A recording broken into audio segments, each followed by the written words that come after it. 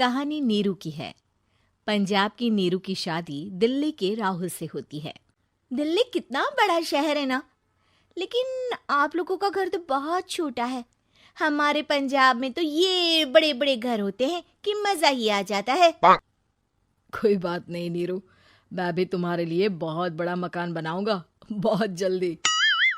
नीरू के पिता जहाँ पंजाब के जाने माने व्यापारी थे, वहीं उसका पति राहुल दिल्ली में एक सिंपल नौकरी करता था। माँ, यहाँ तो घी मक्खन इतना महंगा है कि क्या बताऊं। मैं तो तरस ही जाती हूँ घी खाने के लिए। नीरू की माँ को ये सुनकर बहुत दुख होता है। मेरी बेटी को घी नसीब नहीं हो रहा है और ये बहू यहाँ बैठकर घी में शक्कर डाल रही है। देख वनिता, मैं साफ कह रही हूँ, इस घर में जितना घी आएगा उतना ही मेरी बेटी के घर दिल्ली भी जाएगा। अरे ये क्या बात होती है माँ जी? बेटी का उतना ही करो जो अच्छा लगे। अब क्या मायके से घी और मक्खन तक की सप्लाई करोगी आप? हाँ, मेरी बेटी किसी चीज को तरसे मुझसे बर्दाश्त नहीं होता। अब क्या था, नीरू के मायके में 2 किलो घी आता तो 2 किलो दिल्ली जाता नीरू के पास। एक दिन, माँ बड़ी गर्मी पड़ती है दिल्ली में। इस घर में तो एक ही एसी है और वो भी ड्राइंग रूम में। सारा परिवार एक ही कमरे में सोता है। हाँ बेटा, वो तो हर घर की कहानी है। यहाँ भी एक ही एसी है। अरे बिल इतना आता है कि क्या बोलूं। तभी वहां राकेश आ जाता है। माँ, थोड़ी देर में यहाँ कुछ प्लम्बर आएंगे मेरे कमरे में एसी लगाने। जरा ध्यान से लगवा देना ना माँ। ओए, ऐसे कैसे तेरे कमरे में एसी लगेगा? हाँ राकेश, एक बार बात तो कर लेता। अरे पापा, वो वनिता को गर्मी में नींद नहीं आती। ड्राइंग रूम में सबके साथ सोने में वो अनकंफर्टेबल है, इसलिए। अरे पूरे परिवार के साथ वहां तेरी बहन नीरू भी तो सोती है। वो नहीं हो रही क्या अनकंफर्टेबल? समझ रहा है ना? अगर एसी लगेगा तो एक दिल्ली में तेरी बहन के कमरे में भी लगेगा, तभी तू लगा सकेगा। राकेश वनिता को सारी बात बताता है। वनिता करती भी क्या, मन मारकर बैठ जाती है। माँ, ये लोग ठीक नहीं है, क्या करूं मैं? अरे बेटी, यहाँ आ जा, तू यहाँ आकर रह ले। अरे छोड़ दे ऐसे पति को। कैसे छोड़ दूं माँ? समाज क्या कहेगा, लोग क्या कहेंगे? वैसे भी मेरा एक बेटा है मयंक। अरे हटा बेटा, तेरी उम्र ही क्या है, इतनी परेशान रहेगी तो काम कैसे चलेगा। खैर, बात आई गई हो जाती है। माँ को लगता है कि नीरू ठीक है, तो वहीं नीरू के मन में एक ही लाइन चल रही होती है, यहाँ आजा। माँ ने तो बोल ही दिया है कि यहाँ आजा। बस मयंक थोड़ा सा बड़ा हो जाए, इन गरीबों को छोड़कर मैं वापस माँ के पास ही चली जाऊंगी।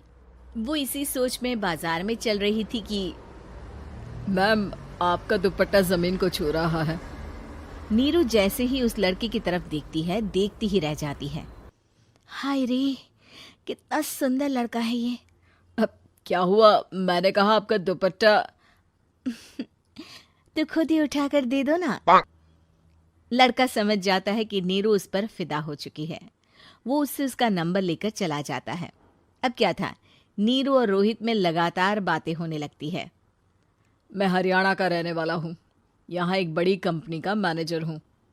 अच्छा, और कितने बच्चे हैं तुम्हारे? बच्चे?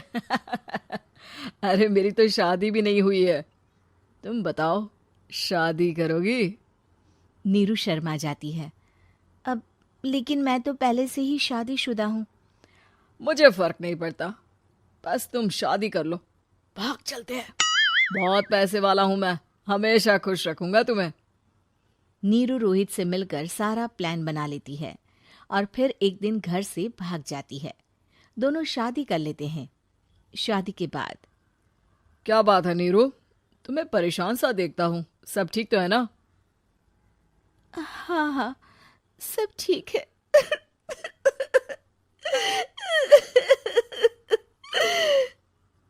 ये कहते कहते ही वो रोने लगती है।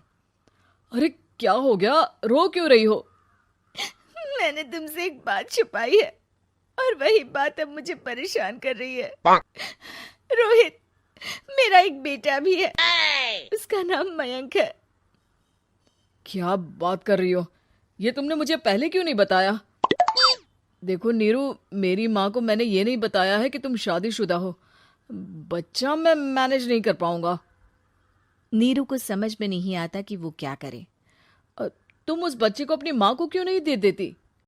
नीरू चुपके से माँ को फोन करती है। माँ, क्या मयंक को तुम रख सकती हो? बेटा, मैं राकेश के साथ बात करती हूँ। आखिर घर का बेटा वही है, जो वो बोलेगा। वैसे भी बेटा, तूने जो किया है ना, उसके बाद से पूरा घर तेरी बुराई कर रहा है। मैं भी अब किसी से तेरे लिए लड़ नहीं सकती। राकेश बेटा, नीरू ने तो जो किया बहुत ही बुरा किया, लेकिन मैं सोच रही थी कि क्यों ना मयंक को हम यहाँ ले आए। तभी वनीता बोल पड़ती है। वाह जी, ऐसे कैसे यहाँ ले आए? यहाँ क्या भंडारा भरा है? और जिस बच्चे की माँ ने नहीं सोचा, उसके लिए हम क्यों सोचे? नीरू को एक बार तो अपने बच्चे के बारे में सोचना चाहिए था ना। अरे लेकिन तेरे पास भी तो लड़का नहीं है ना वनीता। माँ, वनीता ठीक बोल रही है। कल को वो बड़ा होकर इसी घर का हिस्सा मांगेगा तो हम क्या करेंगे? माँ कहती भी तो क्या, वो चुप रह जाती है। वहीं नीरू का पहला पति कहता है। माँ, अगर आज भी वो वापस आ जाए तो मैं उसे माफ कर दूंगा। बेटा, गरीबी चीज ही ऐसी है, क्या करेगा। तू तो अब मयंक का सोच। वो बेचारा तो बिना माँ का हो गया। मयंक के खातिर तू दूसरी शादी कर ले बेटा। लोगों के लाख समझाने के बाद नीरू के पहले पति की शादी रिद्धि से हो जाती है, जिसके पहले पति से 2 बच्चे होते हैं। देखो जी, मैंने शादी सिर्फ बच्चे के खातिर की है। मैंने भी शादी सिर्फ बच्चों के खातिर की है। वहीं नीरू के दूसरे पति के मन में ये बात घर कर जाती है कि नीरू एक मासूम बच्चे को उसके खातिर छोड़ कर आई है। अब देखो नीरू, मुझे लगता है कि जो औरत अपनी कोख का बच्चा छोड़ सकती है, वो तो कुछ भी कर सकती है। कल को तुम्हें मुझसे अच्छा कोई मिल गया तो तुम तो मुझे भी बाय बाय कर दोगी ना। नीरू को अब उसका दूसरा पति ताने देना शुरू कर देता है। तंग आकर नीरू उसके यहाँ से भागकर अपने पहले पति के पास चली जाती है, लेकिन ससुराल में क्या लेने आई है नीरू, मयंक को? नहीं नहीं सासू माँ, मुझसे गलती हो गई, मुझे माफ कर दीजिए। नीरू, अब वक्त खत्म हो गया है, मेरी शादी हो चुकी है। तो छोड़ दो ना उसे, हमारा बच्चा है। मैं आपको अपनी माँ नहीं मानता, मेरी नहीं मान तो बात अच्छी है। नीरू मयंक की बात सुनकर समझ जाती है कि उसके पास अब न आसमान रहा ना ही जमीन।